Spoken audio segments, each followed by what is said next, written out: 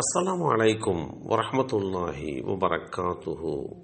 பயன் தரும் விருப்பமான செல்வம். அப்துல்லாஹ் இப்னு மஸ்ஊத் ரலியல்லாஹு அன்ஹு அவர்கள் அறிவித்தார்கள், ஒரு முறை அல்லாஹுடைய தூதர் ஸல்லல்லாஹு அலைஹி வஸல்லம் அவர்கள், உங்களில் யாருக்காவது தம் செல்வத்தை விட தம் வாரிசுகளின் செல்வம் விருப்பமானதாக இருக்குமா என்று கேட்டார்கள். நபித்தோழர்கள், அல்லாஹுடைய தூதர் அவர்களே, எங்கள் அனைவருக்குமே வாரிசுகளின் செல்வத்தை விட எங்களின் செல்வமே விருப்பமானதாகும் என்று பதிலளித்தார்கள்.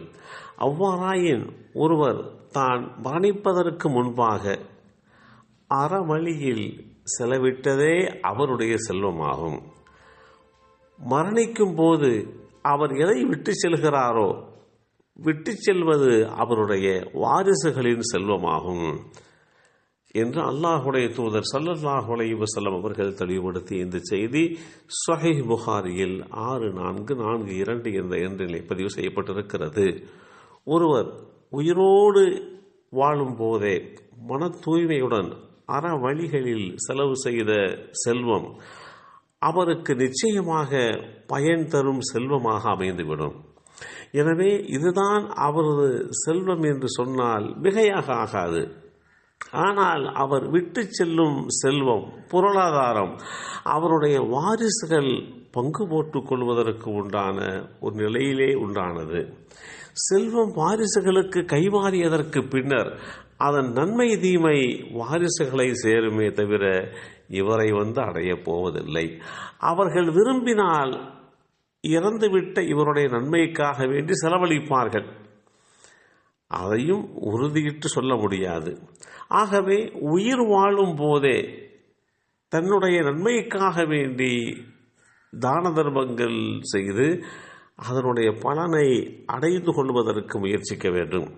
அதுதான் உண்மையில் அவருடைய செல்வமாகும் என்று இஸ்லாம் தெளிவுபடுத்துகிறது.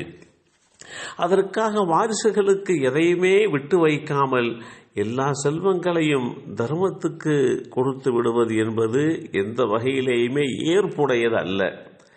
தன்னுடைய மரணத்திற்கு பின்பாக தன்னுடைய குடும்பத்தினர்கள் பிறரிடத்திலே கையேந்துகின்ற நிலை உருவாகிவிடாத ஒரு சூழலையும் அவர் உருவாக்கி கொடுக்க வேண்டும்.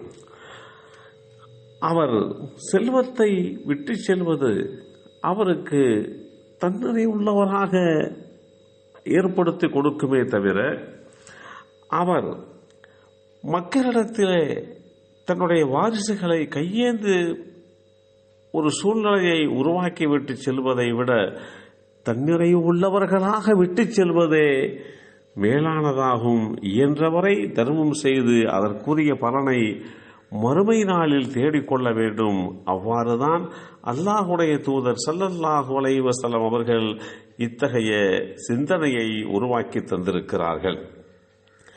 இவைகளை அடிப்படையாக வைத்து ஒருவர் தன்னுடைய வாழ்நாளிலே தனக்கு உண்டான அந்த பொருளாதாரத்தை எப்படி செலவழிக்க வேண்டும் என்று இஸ்லாம் வழிகாட்டி தருகிறது.